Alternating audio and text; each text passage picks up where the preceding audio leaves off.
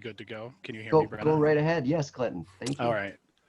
Yeah, I thank you, Peter and Joe, for inviting us. Brenna, I'm always honored to continue the working relationship we have, and I'm honored to be here with everyone.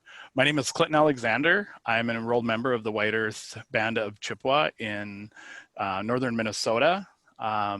In our traditional way, we offer a few words to honor our ancestors. So I'll start with that, and then I'll have Brenna do her introduction if that's okay. Buju Madwe Indigenous Cause, Makwami Bisa Indigenous Cause, Clinton Alexander Indigenous Cause, Mainga Idodam, Gaa-waabaabiganikaag Dunjaba, Mino Gijigad. I just simply share the names I've been given through ceremony as well as my English name, and that I am of the Wolf Clan within our traditional ways, and that I am from White Earth. Brenna? Thanks, Clinton. And thank you, Joe and Peter, for making this space. It's been very easy to come and join you here, and we're excited to present today. And I'm also grateful to continue working with Clinton. I think we've been working together maybe 2 years now. I don't know exactly how many years, but it's been a good partnership. And we're excited to share with you today some of the work that we've been doing in conjunction with White Earth around decreasing opioid overdose deaths through a process called overdose fatality review, which we will be describing today. And I am a psychologist and a researcher. I work as faculty at the University of Minnesota Medical School in Duluth, and I'm originally from the Twin Cities. My family lives there.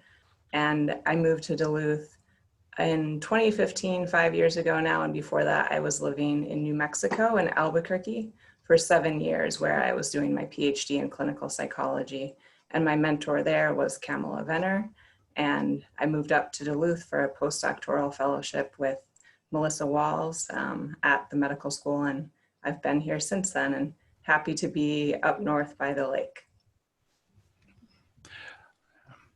And if I can, Brenna, I know that, doing the overdose fatality review, in our way that we talk about honoring those who have passed, and we are talking about the spirits of our relatives and things like that. And so I know myself, when we go through some of this, I might choke up. I know that you and I, when we continue to, look through some of this, it's still, and I just would ask that people, if you pray, to reflect on that as we share these stories, because a big part of the work that we did with our review team really was to honor those lives that we have lost to overdose. Meditate, positive energy, whatever is your practice. I would ask for that just up front. So thank you. Sorry. No, thanks for mentioning that. And I also want to mention too that I'm a white researcher working with Native communities. So I'm always cautious and don't want to speak on behalf for tribal communities, but I'm continually learning how to do better. So here is a brief overview of what we will try to do today. And hopefully we'll have some time for your questions at the end. We're always happy to answer questions or discuss further after this presentation too. And we are going to be presenting on findings from what's called the Minnesota HotSpot study. And that's one in a series of studies that are funded by the National Drug Early Warning System, which is funded by National Institute on Drug Abuse. And what they do is fund short investigations into drug-related issues of concern. And they've partnered with New Hampshire in the past, and then we partnered with them on the one that we'll be talking about today. And we're going to share a bit with you about themes from the fatality review, as well as risk and protective factors for overdose deaths, and also talk about implications for social work or clinical practice more generally, and practice transformation, because Clinton liked the theme of the center and wanted to link it back to that as well.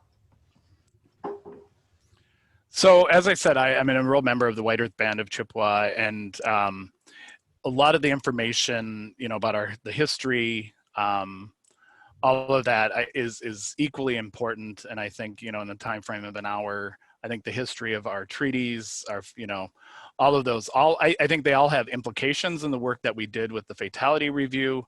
I think for social workers, I think, a key component of your field is policy work and the impact of policy upon people. So I just, for reference, we wanted to share our location of our current reservation, the remoteness of where we are located.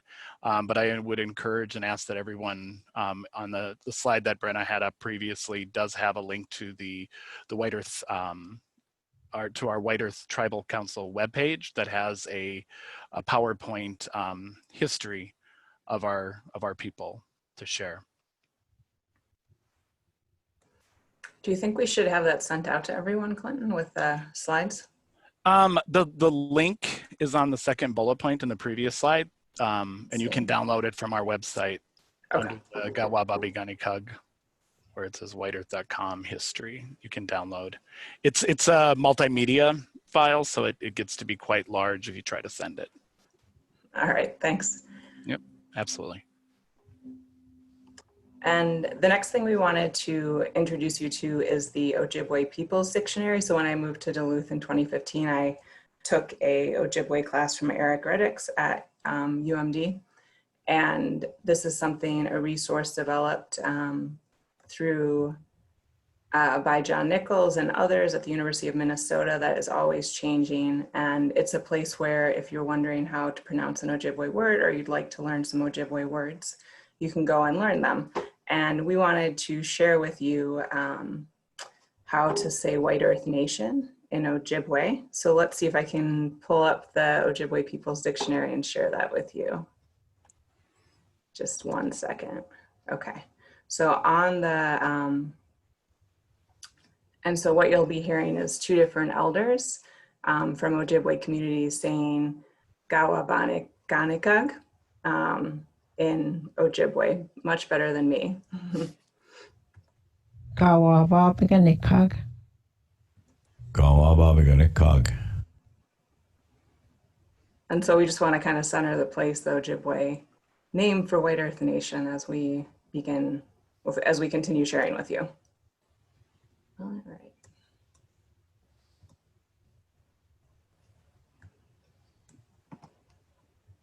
And next, I want to share with you the UMD Land Acknowledgement. So in the last few years, many more universities have been creating land acknowledgements, and this is one that was developed by several groups, including the American Indian Studies Department at the University of Minnesota, Duluth, which is where the med school that I work at is located.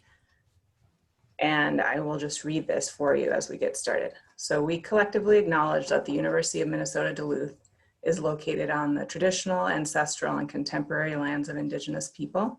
The university resides on land that was cared for and called home by the Ojibwe people, before them the Dakota and Northern Cheyenne people and other Native peoples from time immemorial. Ceded by the Ojibwe in an 1854 treaty, this land holds great historical, spiritual, and personal significance for its original stewards, the Native nations and peoples of this region. We recognize and continually support and advocate for the sovereignty of the Native nations in this territory and beyond. By offering this land acknowledgement, we affirm tribal sovereignty and will work to hold the University of Minnesota Duluth accountable to American Indian peoples and nations. And I was trying this morning to see if the University of Minnesota and the Twin Cities also had one, and I couldn't find one. So if anyone knows about that, I saw one on the Institute for Advanced Studies. I'd be interested to hear what's happening in the Twin Cities around this too. I know, Brenna, just quickly, that the School of Social Work does have something very similar to this that we post. I don't know if the university generally has, but they should have. Thanks, Peter. All right, and then some acknowledgements before we get started. So Clinton and I are sort of the public face of the project to some degree, but I want to acknowledge that this was a project that many, many, many people were involved in and made possible. And first too, like Clinton was saying, we want to just take a moment and talk about how the purpose of our work is to honor people who've lost their lives to opioid overdose and people who care about them. So we can just stop and take a minute to think of those people and just ask that we're honoring them in our work.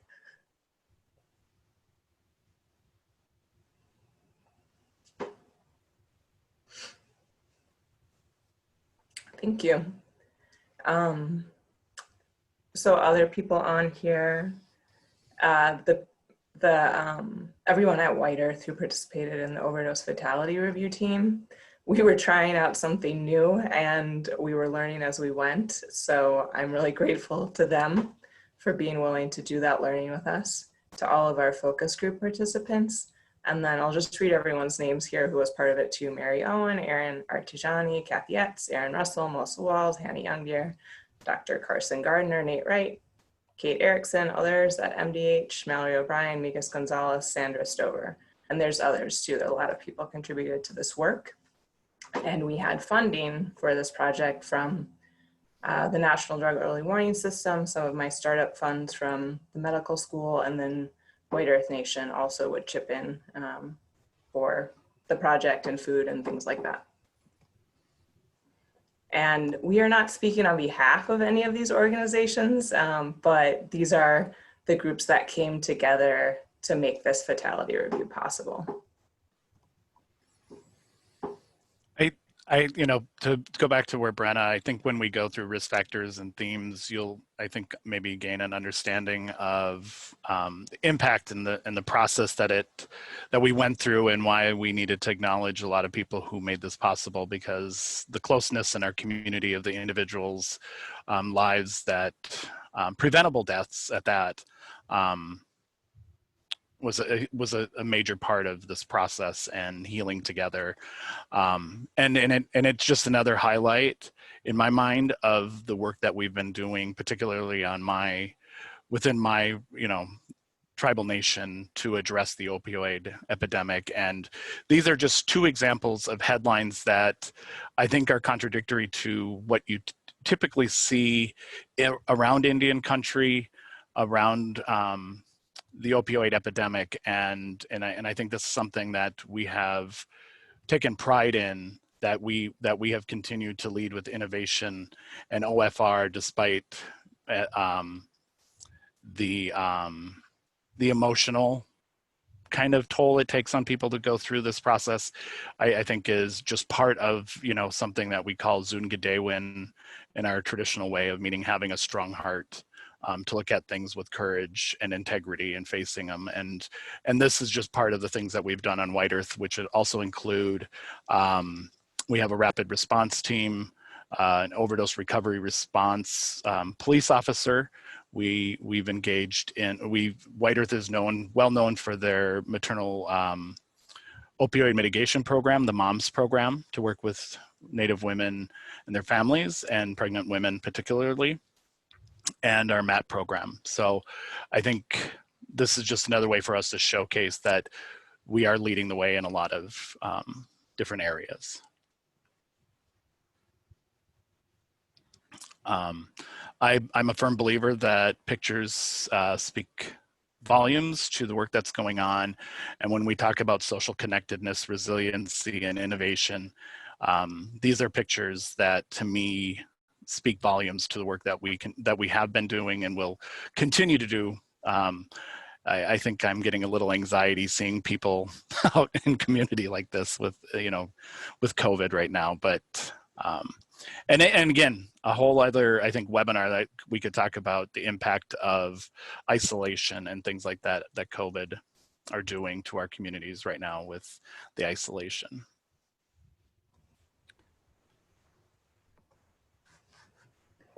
And I also just want to acknowledge, I see Beth raised her hand, and we didn't say at the beginning, but we were planning to take questions at the end. So I think perhaps if there's questions to put in the Q&A, as Joe suggested, 2 people raised their hand. What do you think, Clinton? Should we keep going or keep going? Well, you know me. I go down rabbit holes, and we'll be here through the weekend. Yeah, go ahead and continue, and we will have time at the end. We're glad to address as many questions as we can. Beth, Stacy, if you could put those in the Q&A. Thank you.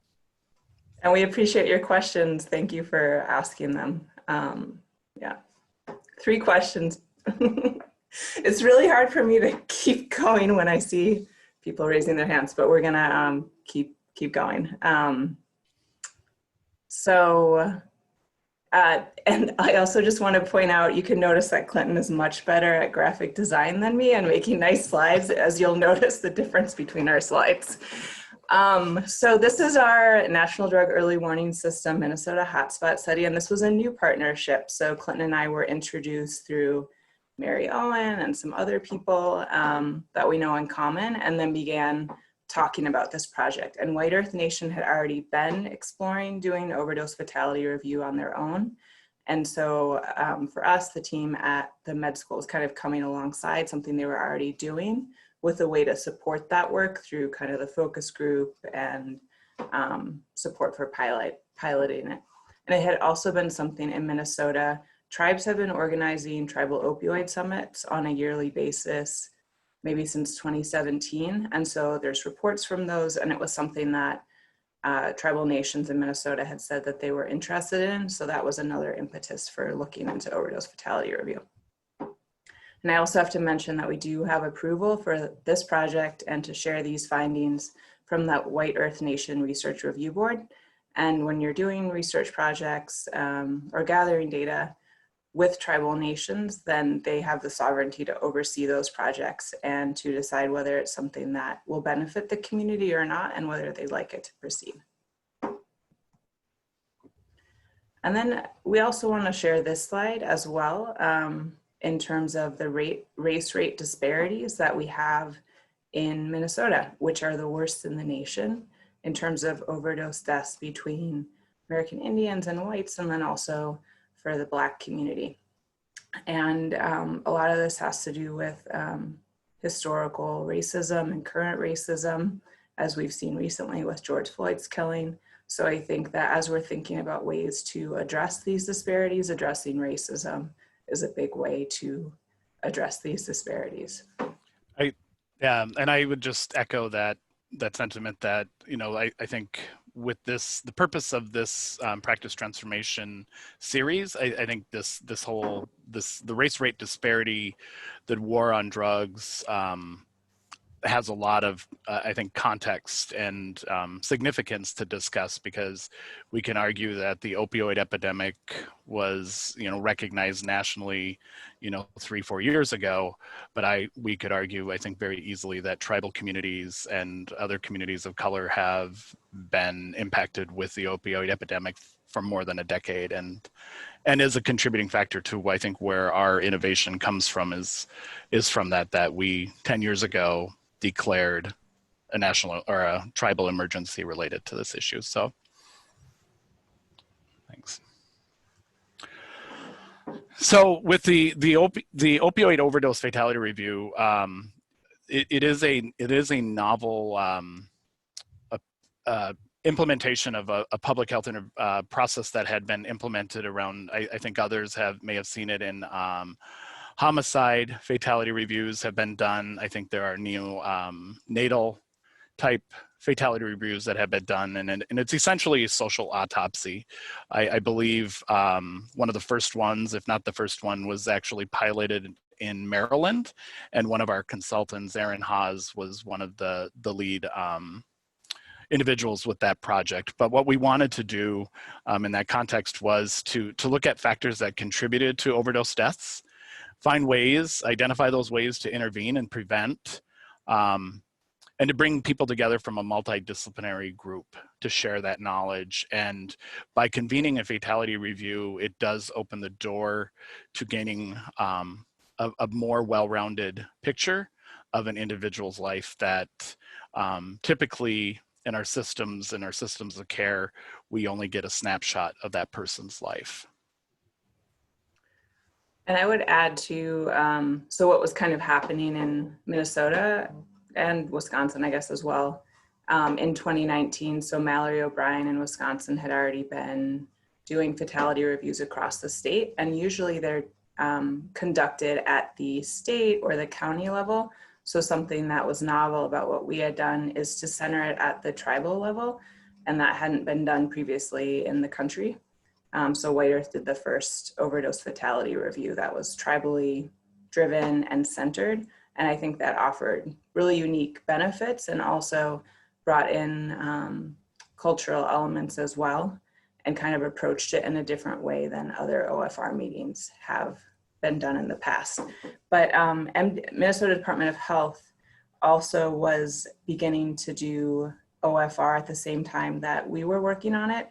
And about the same time as we were doing the White Earth Overdose Fatality Review, they were doing OFR with the city of Minneapolis that they completed in 2019 to see if this would be a good process to do across the state. And if this is something that, as you hear about it and you think about where you are, if this is something you'd like to learn more about, the Institute for Intergovernmental Research, IIR,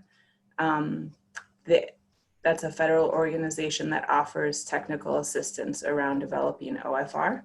And Melissa Heinen, who used to be with MDH, also is part of that group now and working on OFR. A bit more about our method of what we did. So what's unique about this is that a group of people from organizations who might not normally be talking come together with the purpose of discussing what happened for someone who overdosed on opioids and died, to understand if anything could have been done differently. So in the case of the OFR that we did, we brought together mental health, substance use, law enforcement, ambulance services, cultural division, and we reviewed 5 cases of people who passed between March and May of 2019. And everyone brought data that they had from their own files, and we had a tribal resolution to support looking at these data and for people to share it with each other. And then everyone brought whatever data they had, like mental health records, arrest records, different things like that. And Minnesota Department of Health provided us with the death certificates for the individuals as well. And then nested around the overdose fatality review that we did, that was kind of the center of what we were doing, is having 3 meetings to pilot OFR. We also did focus groups before and after we had the pilot. And we did a set of focus groups with the team members, the OFR team members. So before we asked them, what do you think of this? What is this going to be like? Will this fit in a tribal setting? And then afterwards, we asked them, what did you think of this? Would you recommend this for anyone else? And we also had a similar group where we brought in community members who weren't part of the review process and asked them similar questions, just to see what do they think of OFR. And then we shared the findings and asked them what they thought of it as well. And we're working on analyzing those focus groups to share more results soon. Over to you, Clinton. Right. So contributing factors, and I think we've alluded to some of these, and I think you can see, kind of the intersection and issues and concerns that were brought up and why we needed to conduct this. But I think some of these will probably resonate with most people if you're working around addressing overdose in your communities, and I think underscore the implications it has for most of you as social workers and understanding. Transforming. My mind is going to be just really fixed on this idea of transformation, just because I think it's such an amazing. I think socially, we're at a time in life where we're all in broad forms of transformation on so many levels. But anyway, I digress. Right. I think the things that we saw most commonly in this were the hesitation, refusal to call for assistance, evidenced by. The individuals were found alone. I think that's something pretty common that we're seeing across the country. Another thing that was just very obvious was the barriers to and access to services, and that coordination of services. Again, siloed approaches to helping people navigate through these systems. And then I think there's more layers that as we continue to look at the evidence or the information that we have. The addressing co-occurring mental health needs along with medical needs, again, I think very indicative of our approach of you need to stop using before we start working with you to address those other needs, or that people don't care about their health. The migration that comes from policy, again, implication, right, for policy work. The relocation policies, social determinants of health needing to be addressed in our communities was a contributing factor. And then just the pervasive data limitations.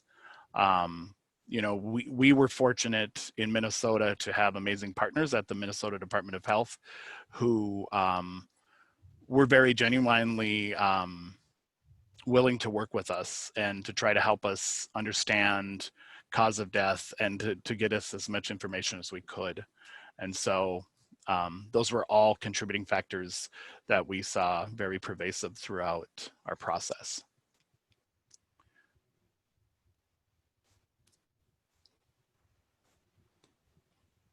I think this time with everybody going to virtual meetings, they'll develop some kind of technology that an eye blink will change the page for us or something, right? But the main findings that we found, and I think are very important to point out, is, you know, we wanted to look at our protective factors as well as the risk factors and kind of make sure that we frame this right. And Brenna's going to go through some very detailed comments that were made by focus group participants and our fatality review team. But the factors that really stood out, again, cultural resiliency. That was clear that, you know, people acknowledge that we, as Indigenous people of color, we are resilient. Our culture, those are important things to acknowledge. Practical strategy of naloxone being available. People saw that as a protective factor, and I think that's important just in terms of a public health strategy across this country. The innovative solutions, again, we started with some of those images just to make sure that there's a context to understand that. And the importance of social connectedness. I think, personally, I feel that, you know, we look at addiction and that connection to others is a critical part of that. You know, it may not always be about abstinence, but actual connectedness to one another. And I think, you know, I could, Brenna will share, and it's hard to hear about the importance of social connectedness. I think we all are very well aware of the research around historical trauma and the impact that it has. But I think in terms of historical and contemporary trauma, there are some who will say that how can we call what's happening in our communities historical when we continue to face the same kind of trauma day in and day out. And I think that transcends from, you know, not just Indigenous communities, but to other communities of color. The role of shame and stigma, the effects that it has on children, I think have enormous implications for social workers, and why we need to transform the way that we are practicing our specialties. And another intersecting issue with policy, the jurisdictional issues that we face in trying to understand the data that is available. We look at, we talk about getting the data from the state. Typically, Minnesota state law, who has access to death records, is a huge issue. And Brenna referred getting a tribal resolution because we really felt at some point we might actually have to make a legal case for the tribe to look at death certificate data. And like I said, we had amazing partners at the state that really recognized that without hesitation. So I'm like, blink. I know, I was waiting for you to blink. We'll figure it out. So now I'm going to read to you and share with you a few quotes from the focus groups that we think highlight some of the themes. And we have a lot more quotes if you're interested. We'll have a link for the whole report at the end. So this quote is about historical and current trauma and how that relates to prevention.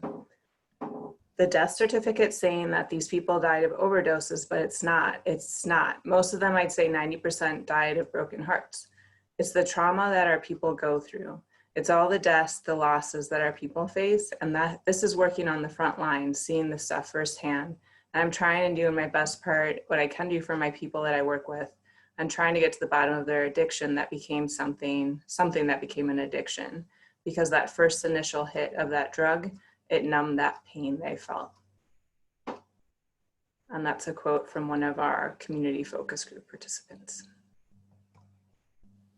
Another participant talked about culture and said that we have our culture, we have our revitalization and restoration of our language, our ceremonial practices, and the other part is our humor. It's the cornerstone of healing. We can laugh at some of the most atrocious things and people may think we're insane, but we have an incredible sense of humor. And this connects back to trauma and how does healing from trauma happen? And it happens through culture, in part. And then innovative solutions and resilience was just something that comes up a lot at White Earth. There's a lot of community strengths and the fact that we're actually still here. We survived genocide. We're very much a resilient people. We're intelligent, we're caring, and we're loving. And we're always coming up with solutions to find out what's going on and try to respond to what's happening within our communities. We know what our problems are, and we as community members know what those solutions are. All too often, we have too many Western programs trying to come in that don't fit. They don't fit standard rest of the United States. Why would it fit here? Tribal communities, which are very distinct and different. And Clinton, feel free to chime in as I'm reading these if you want to add anything. No, I think they speak volumes, and I think at the end. When overdoses are happening, there's notices on Facebook from the tribe saying they're here. We're handing out Narcan, all of these different things. They're available for coming into communities and into programs, wherever, to provide Narcan trainings and to distribute Narcan. Lots of awareness, lots of education. And I think those are the 4 examples that we pulled out, but the focus group participants, we really owe them a lot for sharing their perspectives and these good words in terms of protective factors as well as risk factors. I would say, Brenna, just in terms of the quotes, I know, my experience in this area really started out of that intersection of domestic and sexual violence in our communities, perpetuated primarily by white males, and systems and policies that perpetuated it or allowed it to continue. But to have been in this process and hearing these quotes, were things that guided us a lot throughout, the last probably decade of work that we did around overdose to prevent preventable deaths. And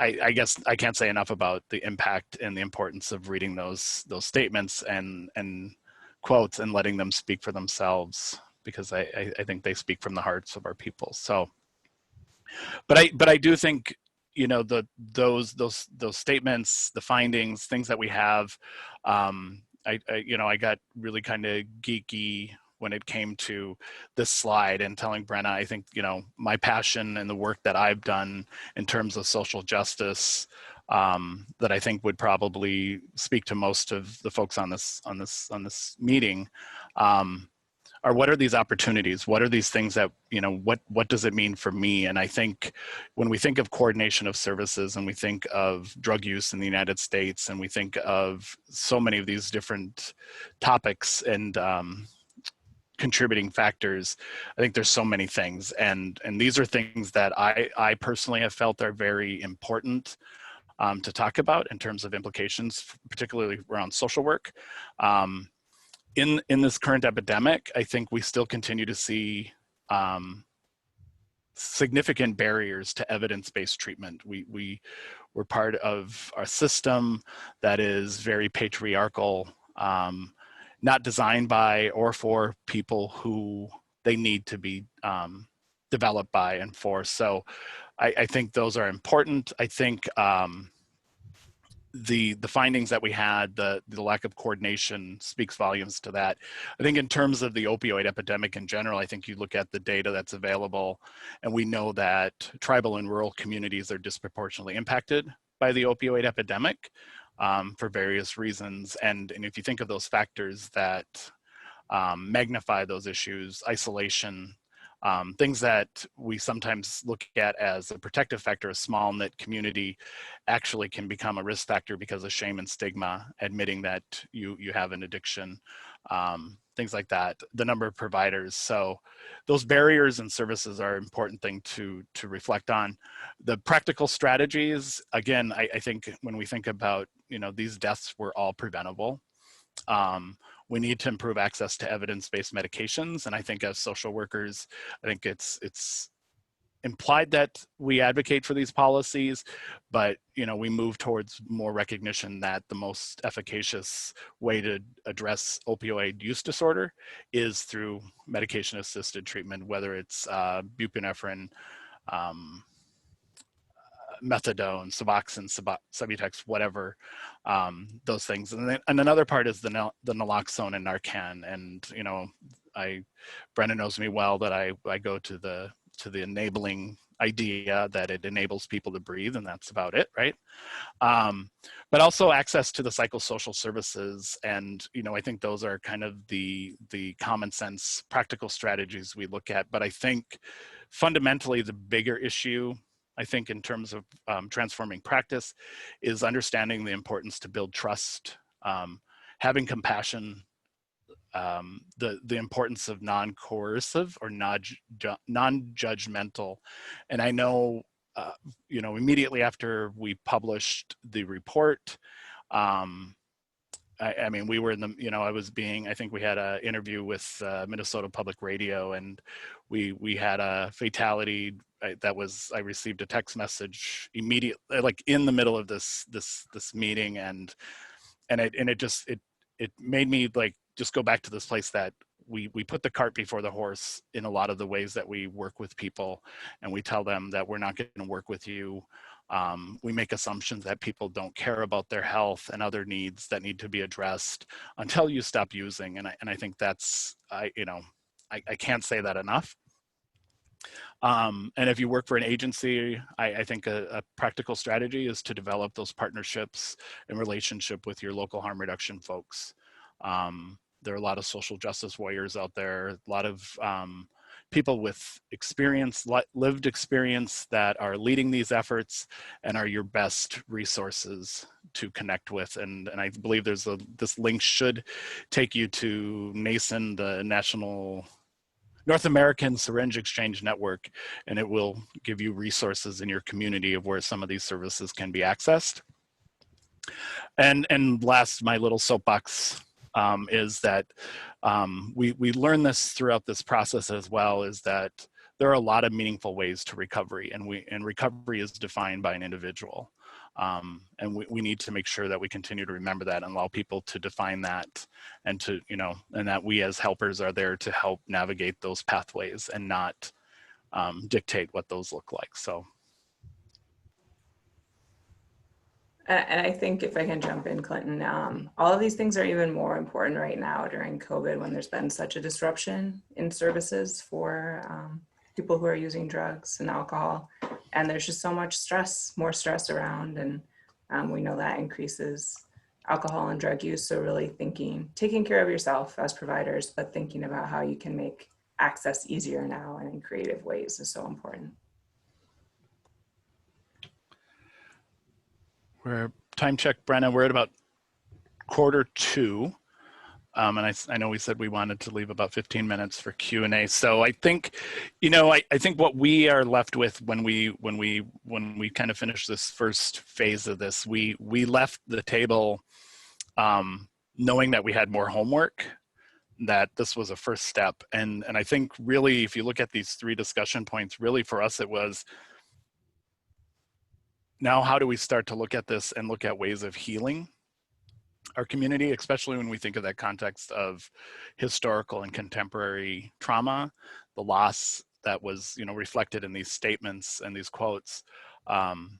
so taking this and honoring those lives and remembering that while it is a, you know, a novel way of looking at what information is available, that there are these practical strategies that underlie that are underneath that.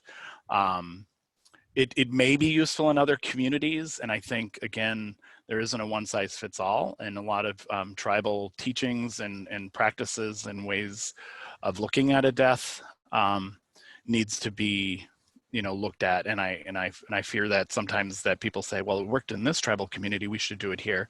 I think we look at, just like clients that you may be working with, you have to look at readiness and willingness to be able to look at this, because it was not an easy process. And I think Brenna and I we could talk for hours about having to stop and get up and leave, and to let the tears flow. You know, a lot of individuals in this process closely impacted and felt that impact in their lives. And to that point, like I said, what is the ability to use these findings going forward to look at ways for community healing and the development of interventions? And if we have NIDA folks on, or NIH folks on, again, advocating for implementation science and research so that we can continue in our communities to do these things the way we need to, and to respect those cultural nuances in a way that's respectful. Thank you, Clinton. So I just have one more slide, but I thought we could take a moment. So we're so happy to have all 346 of you with us.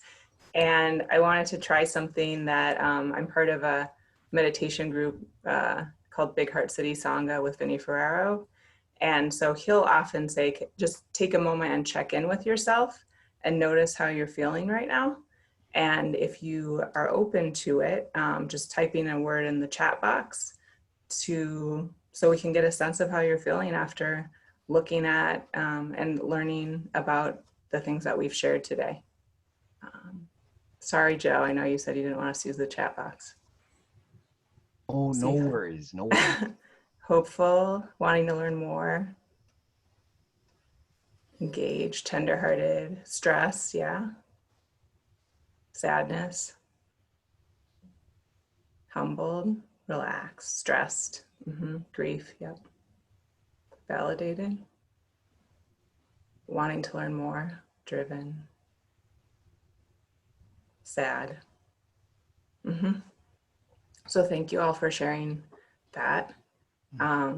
Lots of different feelings here, and there's space for all of them. And Julie, it's recorded, so you can come back and listen to the rest of it. So I think all of those feelings are here, the sadness, hope, just all those different things. So I think Clinton said I could have a moment as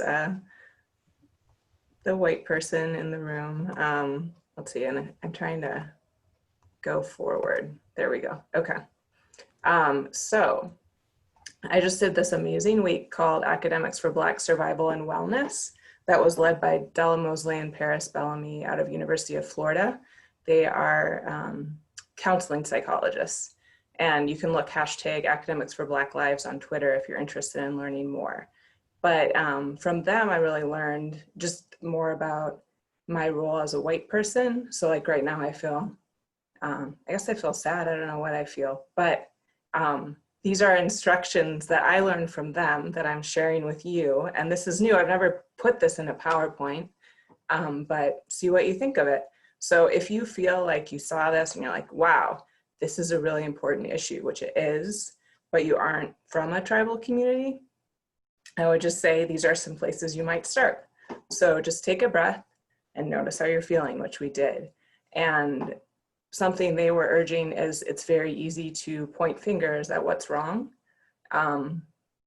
but to think about the ways that you may have caused harm to Indigenous people yourself as a non-Indigenous person, which is something I have caused harm to other people, and I'm working through that right now with other white people as kind of guides or comforters, whatever. And one thing that I thought was really neat about their teaching is that they started with mindfulness, and they reminded us that we're good people, but we're raised within systems that teach us to behave in a certain way. So as you're thinking about addressing this, because we need everyone to work on this together in Minnesota and around the country, let's let Indigenous people have the stage and lead, and find out what they're doing and support them.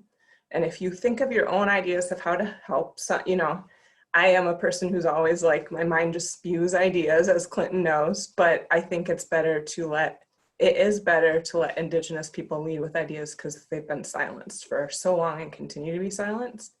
So slow down, ask people without overburdening them if it's something they would want, or just go along with what they want to lead with.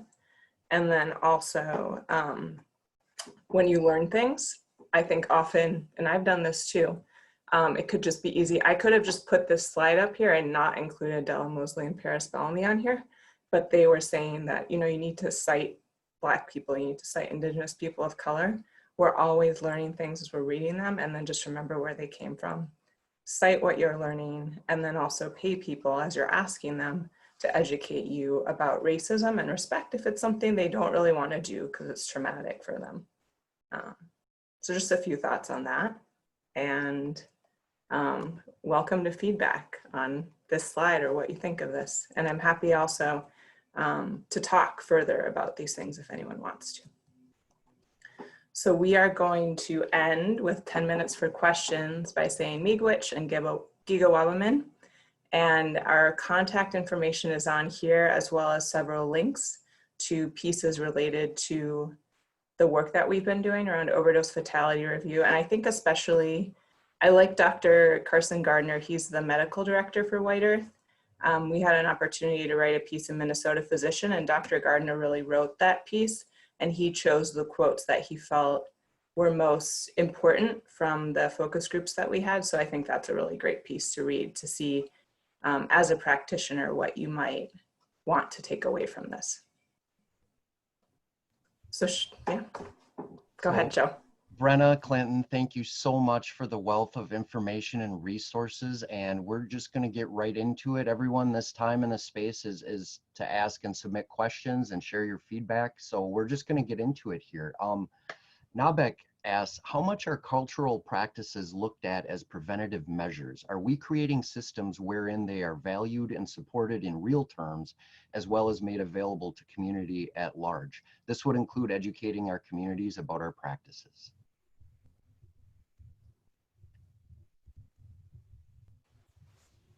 Sorry, I muted. Nabek, I think this is an important part, and I think where I ended in that my last kind of comment about finding opportunities to fund this and allow us, I think from the science side of this, asking these funders like NIDA, Brenna knows very well that Kathy Etz is the director of the American Indian Alaska Native section at NIDA, and I'm always saying you need to allow us to do this. We need to have some backing financially to do this. It needs to be led by us. It needs to be led by our people. I think there's a whole layer of things that we need to work through in our communities, because we've talked about this and how do we validate, how do we do this? And and it opens up that proverbial Pandora's box of issues and concerns about how do we validate? Is it through evidence-based? Is it practice-based? And it's a rabbit hole, I think, that's very important for us to go down. And I know specifically when we were at a state tribal opioid summit, I was fortunate to have Kathy Etz in the room, and we brought up how do we look at cultural practices as part of our healing, and how would we want to do this? And I think when you look at the impact of colonization, the things that were taken from our people, it's really a sensitive topic. And when we think of the history of research in our communities, it's the term I like and that people use is that helicoptering. People have come in, have done research on us and taken credit for certain things and appropriated, our history, all of that. So I think there's a lot of layers to this. And I think even internally, going back, when we talk about doing research around culture, We talk about within our healthcare systems in terms of creating reimbursable methodologies for using traditional healers. It's a mixed bag of responses that we get, but I think it's a very, very important part of this whole process that we need to be engaged in it. I think we need to keep pushing those that fund these kind of practices or these initiatives in our communities to allow us to lead these initiatives, to define, to develop, figure out how to even measure them and what are those standards. You know, what is the evidence-based standards and criteria that we want to use in our communities. I'm probably just rambling, so I hope that makes sense, Navik. Thank you, Clinton. We have another question here from Alicia. Working in this line of social services as a person of color, when I see white people who are saying or doing things that I know are harmful, how do I gain more comfort in addressing them, as often I'm the only person of color in the room or on the team? Alicia, great question.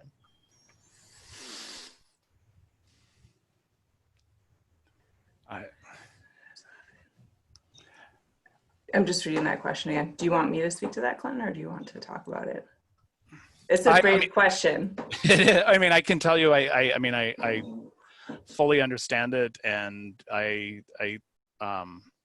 just to be very blunt, I mean, I know I've only been doing this kind of work for 10, 15 years. And there are many times in these situations where I myself, I kind of refer to it as the time when I would get so frustrated being the only person, and understanding that even as a light-skinned native, that I have privilege in that room, and the frustration I had, and feeling that I was the angry Indian or the angry native in the room, because people just weren't getting it. So I think I can speak to that. I understand that sentiment, and I'll let Brenna take that one if you want to. Yeah, I know. I mean, it brings up a lot of things. I think that you shouldn't have to be doing all that work because we're the ones who created racism. So it shouldn't all be on you. And I think as you're, I don't know, just taking care of yourself and trying to stand up to it when you can, but also finding allies who can help you and actually like do that work for you and speak up for you. I think that would be helpful too, because you aren't alone in feeling that. Yeah. Thank you both very much. Very, very powerful. And thank you for the question. Another here, and there's so many great questions. I know we won't get to all of them, and it just breaks my heart. Brenna and Clinton have posted their contact information here on this last slide, so please do take advantage of that. An anonymous person said, I've had a client pass due to overdose and still struggle with it, and it makes me sad. What are some words or advice you'd have for professionals experiencing this kind of loss?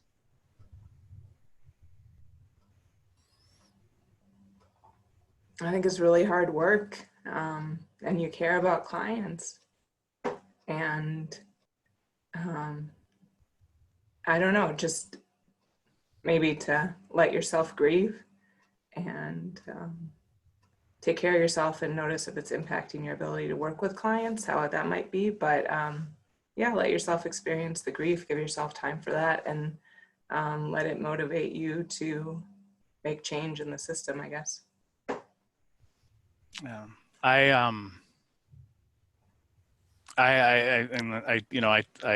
I can remember those moments, the punches to the stomach. I mean, I think there's that part that we need to process, obviously. But I know, just personally speaking, that I use that as my, I guess, I know it sounds cheesy, but the motivation just to keep doing this work and advocating for people, because I feel that I have an obligation because of the privilege and benefits that I have had in life. And I know that I need to continue to advocate and make myself more open and understanding of supporting others who are doing this work, people who are living this, to support them in any way that I can. And I think one of the things that we learned in this fatality review was that we weren't going to go through this process to and not honor those that have died, whose lives that we would that we would be committed to continue this work, to honor them. Yeah. Thank you, Clinton. I'm going to dovetail 2 more questions here with the limited time we have. Christine asks, where can I learn of Native practices in healing trauma? And another person asked, will you share some of the challenges you faced while doing this research? The challenge, I mean, those are big questions for 30 seconds. Go. I think, sorry, oh my gosh, I'm getting distracted. The first question again, Joe, was Where can I about learn of Native practices yes. healing trauma? So that one, I mean, the first thing that comes to mind is Bigfoot has a trauma center. I can't remember the name right now, but it's out of Oklahoma. And so there's a lot of great resources there, and there's a lot of other Native-led trauma healing that's happening, historical trauma healing. Clinton, is there anyone else you'd want to name briefly? I'm on, yeah, I think in 30 seconds, I think there are those resources available. I think Brenna hit on a couple things. I think when you look at what are those traditional, I think you need to find those networks of resources around you, and establish relationships with those folks and ask them to help navigate through what's available. I know that's kind of a cop-out answer, but yeah, for other like trauma researchers, Jessica Elm, Melissa Walls, Maria Yellowhorse Braveheart. There's a lot of people working in this area. Bonnie Duran, yeah. And I did see one question come up quite a bit in the chat about medication-assisted treatment, because I just want to acknowledge, so I started my career working at Hazelden from a 12-step model, and then also have done motivational interviewing, harm reduction. And I acknowledge that not everyone's on board with medication-assisted treatment for many reasons. And I think just wherever you're at with that today, that's okay. And I think we all are kind of here together to try and help people recover. And if you're interested in learning more about medication-assisted treatment, I don't know if you'd have any suggestions of where to go, Clinton, to learn about Matt or any Native people who've like talked about that or done interviews. Off the top of my head, I wouldn't. I mean, I think maybe in follow-up we could put together a few key, resources and links. I think along that same line, I think there are individuals on here, and I think Navik, and I think if it's Julie Smith that I know, I think you have peers that are on here that would be individuals that I don't know how to connect them, Joe, but that might have some resources and answers to those questions. One of the issues has been just that medications, it's like not enough just to give somebody a pill. It's a balance. It's so hard because there needs to be more. You need social connection, you need housing, you need support, you need somebody to watch your kids while you're going to treatment, you need to learn new skills. So it's one piece. It helps a lot of people and it's not everything. Thank you. Thank you both so much, Clinton and Brenna. That is our time for today.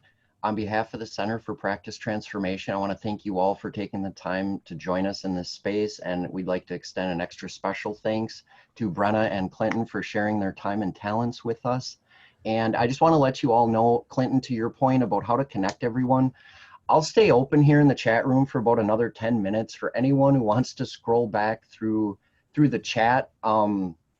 Let's see, Anna shared some land statements from the University of Minnesota Twin Cities, what they're working on. There's a link to that. There's a link to COIN, the Circle of Indigenous Nations. There are statements and information there. As you said, there are so many folks in the field sharing resources here that I don't want to lose that. So I'm going to stay open for a little bit. Brenna, Clinton, thank you again. Absolutely. Thank you. Thank you. Miigwech.